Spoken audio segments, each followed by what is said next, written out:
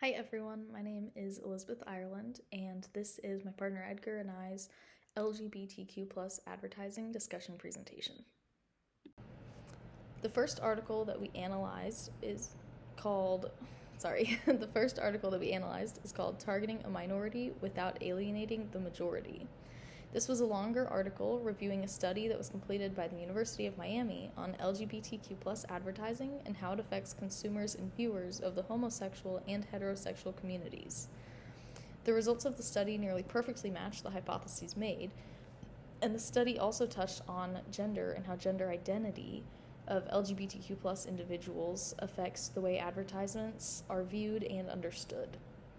The second article that was analyzed is called Trying to Be Amazing, which was a short article written for the Windy City Times, a newspaper located and distributed in Chicago, Illinois. The articles shared information on how the state of Illinois is launching its first travel campaign directed towards LGBTQ plus travelers specifically. This is the first of its kind type of travel campaign, including both TV, print, and magazine advertisements. The campaign will include already popular tourist destinations as well as less popular locations for more authentic and personal experiences. The third article that we analyzed was called Gays and Lesbians, Know Them. This was a short article sharing information on a panel discussion that would be happening soon after its release. The author shares that many brands understand the size and wealth of the LGBTQ plus consumer groups. However, there are many brands who are yet to learn and accept this.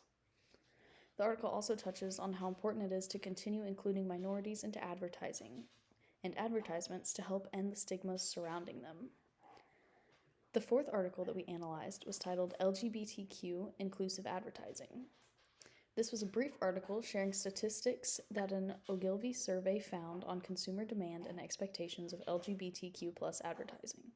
The survey overwhelmingly found that LGBTQ plus advertising is good for the economy. However, brands must follow through on their promises in order to remain in good standing with the community of consumers. Some key takeaways from these articles are that advertising containing homosexual content are likely to do well with homosexual individuals but create negative effects with heterosexual individuals. The next is that male heterosexuals react more negatively to male homosexuality than female heterosexuals react to female homosexuality.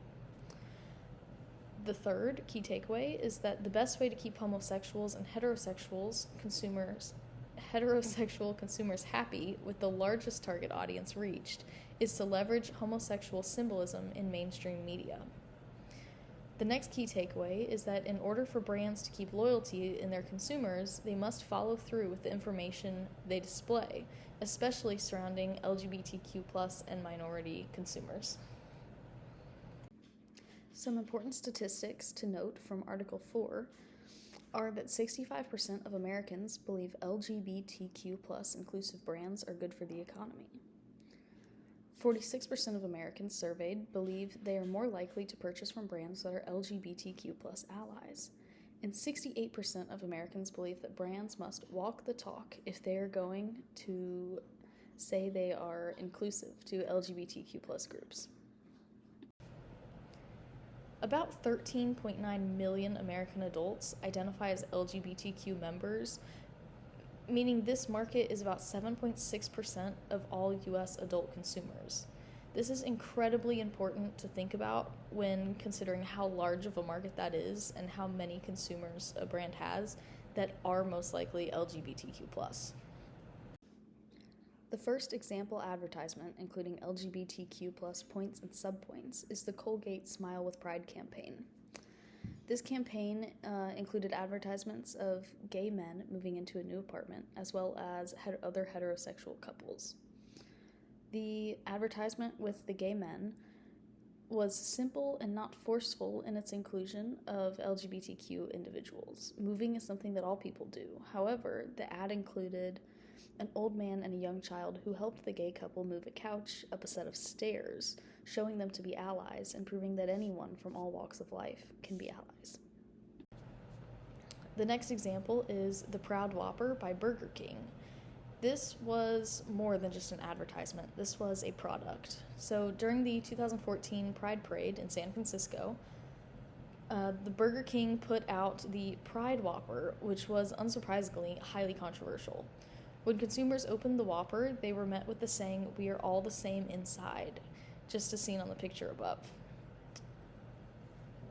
The Whopper is no different than any other Whopper, proving the point that we are all the same on the inside, no matter what we look like or who we love on the outside. The final example is the Tiffany & Co. Will You campaign.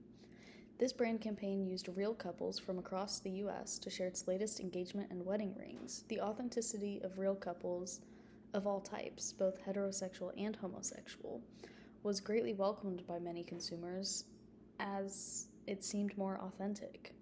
Many of Tiffany & Co.'s advertisements include celebrities or well-known models, seeming less real.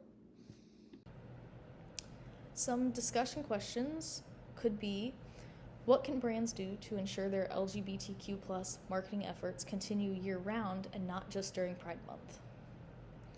What are some of the most common mistakes brands make when including LGBTQ+ into their advertisements and campaigns? How can LGBTQ+ advertising campaigns change social stigmas and stereotypes regarding the communities? How have LGBTQ+ advertising campaigns changed over time? Are there any new trends that you are noticing?